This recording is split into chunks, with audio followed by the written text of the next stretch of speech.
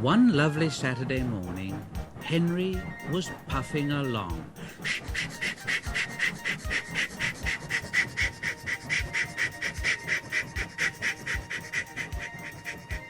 The sun shone, the fields were green, the birds sang.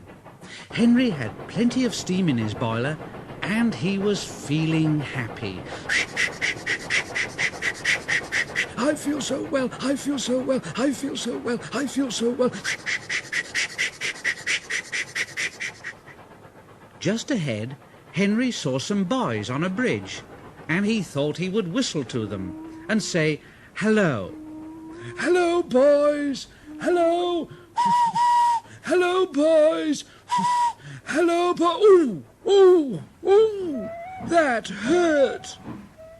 Yes, it did hurt, for the boys didn't wave back at Henry and say hello. No, they dropped stones on him instead. They were silly, stupid boys who thought it would be fun to drop stones down his funnel. Some of the stones hit Henry's boiler and spoiled his paint, and one hit the fireman on the head as he was shoveling coal, and others broke the carriage windows. Henry was very upset. Oh, it's a shame. It's a shame. It's a shame. It's a shame. The coaches were upset too. They've broken our glass, they've broken our glass, they've broken our glass, they've broken our glass. The driver opened the first aid box, bandaged the fireman's head, and planned what he was going to do. They stopped the train, and the guard asked if any of the passengers were hurt. No one was hurt, but everyone was cross. They saw the fireman's bumped head and told him what to do for it. And they looked at Henry's paint, and someone said, "Look here, this is too much. Call the police." But Henry's driver said, "No, you leave it to Henry and me. We'll teach those lads a lesson." "Well, what will you do then?" "Well, can you keep a secret?" Yes. Yes. Yes, yes. Well then, Henry is going to sneeze at them. What? What? What? What? Yes, Henry is going to sneeze at them.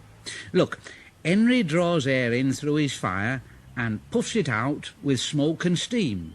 Well, when he puffs hard, the air blows ashes from his fire into the smoke box, and these ashes sometimes prevent him puffing properly.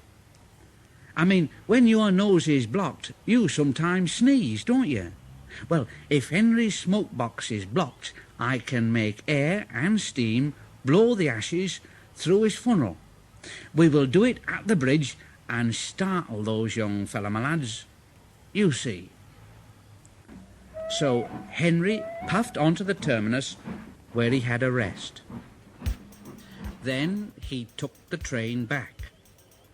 Lots of people were waiting at the station just before the bridge. They wanted to see what would happen. Henry's driver said, "Well, that's all right, Henry.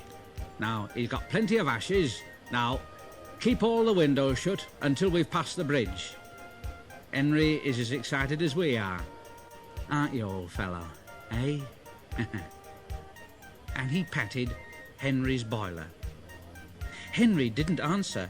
He was feeling just a bit stuffed up. But he went, "Oh, yeah, yeah." He was already feeling like sneezing.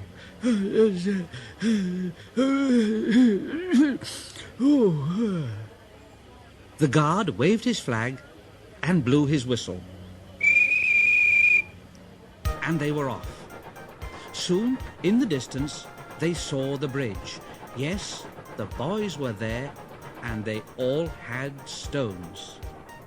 Henry's driver said, "Are you ready then, Henry? Now, sneeze hard when I tell you. Ready? Steady." Now! And he turned the handle and Henry went...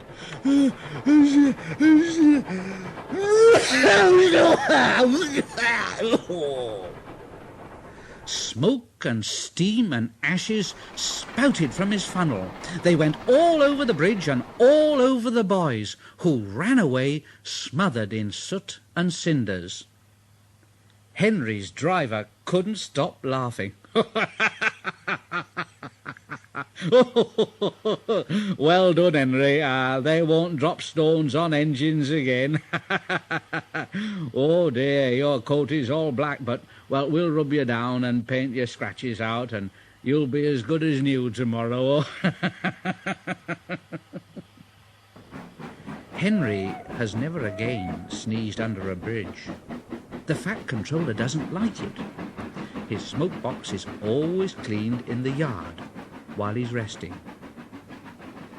He has now gone under more bridges than he can count, but from that day to this, there have been no more boys with stones.